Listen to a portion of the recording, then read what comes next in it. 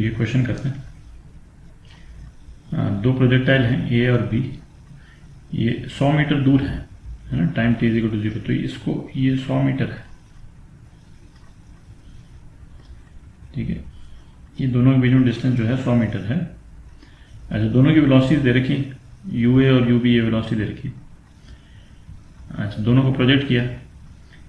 Find the angle of projection alpha of projectile b if they collide in mid air.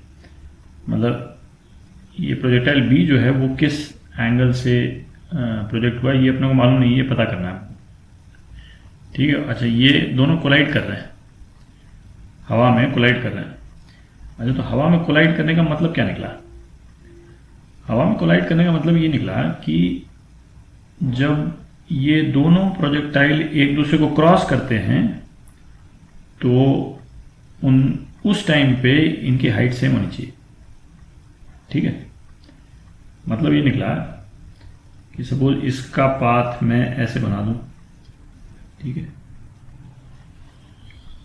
कुछ इस type का path बना दिया मैंने इसका, ठीक है। अच्छा, अब ये लोग ये आपस में कहाँ मिलेंगे इसमें, ये तो इनकी हॉरिजॉन्टल वेलोसिटी डिसाइड करेगी, ठीक है। तो सपोज ये मिलते हैं, इस लाइन पे मिलते हैं, ठीक है, इस लाइन पे मिलते हैं, ठीक है। तो अब इस लाइन पे यदि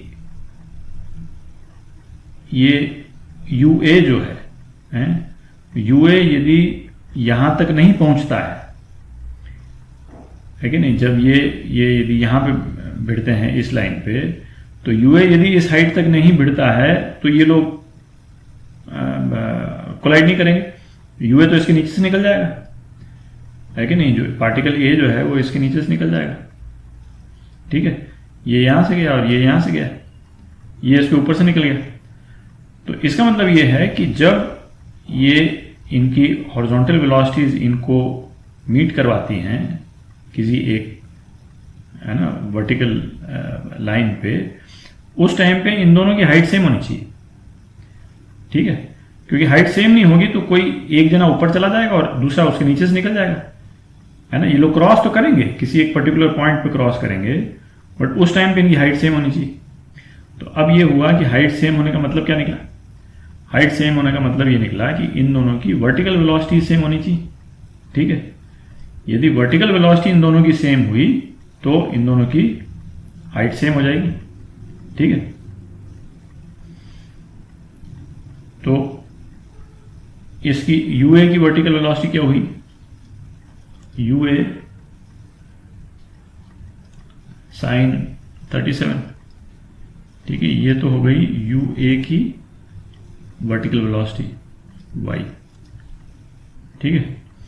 अच्छा, UB की वर्टिकल वेलोसिटी क्या हुई, है ना, UB साइन अल्फा, ठीक है। अच्छा, इसमें एक चीज देखें कि ग्रेविटी के होने नहीं होने से इसमें फर्क नहीं पड़ रहा है जो आंसर जो है, क्योंकि प्रोजेक्टाइल की जगह यदि ये एरोप्लेन भी होते, एरोप्लेन का मतलब है वो अपने इंजन से उड़ रहा है और उसको, है ना, ग्रेविटी के उससे फर्क नहीं पड़ रहा है, तो स्ट्रेट लाइन में जा रहा है, ठीक है। तो तब भी ये रिजल्ट होता कि ये जो वर्टिकल इस वाले डायरेक्शन में जो वेलोसिटी है वो दोनों की यदि सेम होगी तो वो एक जगह पे भिड़ेंगे, नहीं तो एक जना ऊपर से निकल जाएगा, एक जना नीचे से निकल जाएगा। अच्छा, ग्रेविटी के होने से हो क्या रहा है? ग्रेविटी के होने से बेसिकली एक आप देखें, है ना, कितना हाइट गेन करता है कोई भी प्रोजेक्टाइल जो है, वो जो हाइट गेन करेगा वो इस फॉर्मूले से गेन करता है, UT, और ग्रेविटी है इसलिए माइनस लगा देता हूं, -12GT², ठीक है। तो इसमें ग्रेविटी वाला फिगर तो यही है ना। यदि टाइम t के बाद में दोनों प्रोजेक्टाइल यदि भिड़ जाते हैं तो ये जो नेगेटिव वाला जो फिगर है, ठीक है, वो तो दोनों प्रोजेक्टाइल्स के लिए सेम ही हुआ, है ना। ये प्रोजेक्टाइल A की हाइट हुई, है ना, इसमें UA y, ठीक है। और यदि ये प्रोजेक्टाइल बी की हाइट है तो यू बी वाई में कर देता हूँ T minus g t square by 2। ठीक है, तो यदि दोनों की हाइट यदि सेम होनी है तो यदि मैं इन दोनों को इक्वेट कर दूंगा, है ना, तो ये दोनों तो कैंसिल हो ही जाएंगे, ये दोनों टर्म्स तो इक्वल हैं एग्जैक्टली, है कि नहीं। कोलाइड करने की इक्वेशन क्या है, कोलाइड करने की कंडीशन क्या है, एच ए एच बी के बराबर होना चाहिए, है कि नहीं, सेम हाइट पे आने के लिए, है। तो इसका मतलब क्या हुआ, u a y t minus g t square by 2 should be equal to u b y t minus g t square by 2। ठीक है, तो ये तो कट गया, तो वही चीज आ गई जो हम इंट्यूटिवली जो हम सोच रहे थे कि इनकी वर्टिकल वेलोसिटी सेम होनी चाहिए, है ना। इसका मतलब क्या हो गया, u a y should be equal to u b y. ठीक है, तो ये तो मेन कॉन्सेप्ट बस इसमें यही है ना।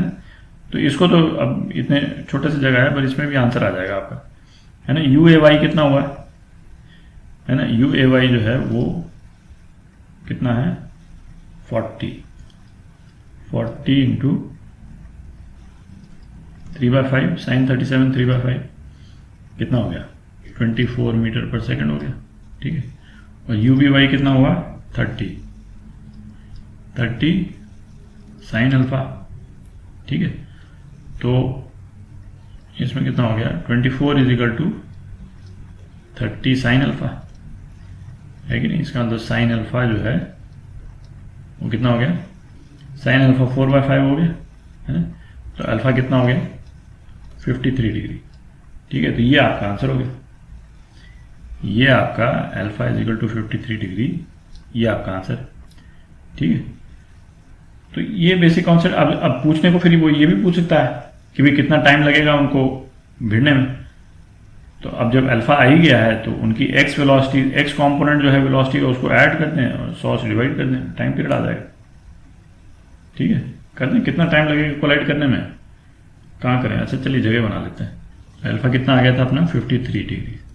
ठीक है, तो एक्स कंपोनेंट कितना हुआ इन दोनों का, यू ए का एक्स कंपोनेंट ये हो गया यू ए कॉस 37, तो हो गया 40 इंटू 4/5 कितना हो गया 32 मीटर पर सेकेंड। और यू बी का एक्स कंपोनेंट कितना हो गया 30 कॉस 53, कॉस 53 कितना 3/5, 30 इंटू 3/5 18 मीटर पर सेकेंड, है कि नहीं।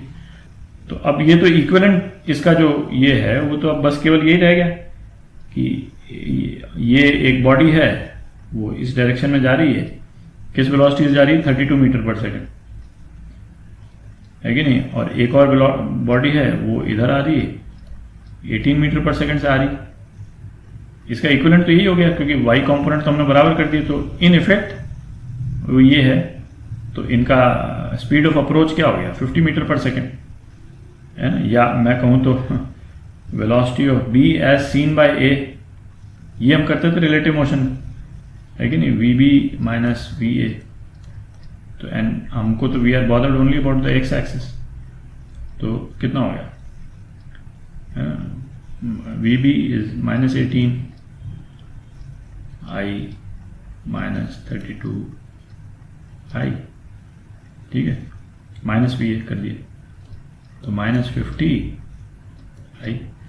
मतलब ए को लगेगा कि बी जो है वो 50 मीटर पर सेकंड की स्पीड से इसकी तरफ आ रहा है और 100 मीटर है, तो टाइम पीरियड कितना हो गया 100/50, 2 सेकंड, 2 सेकंड में कोलिजन होगा। ठीक है।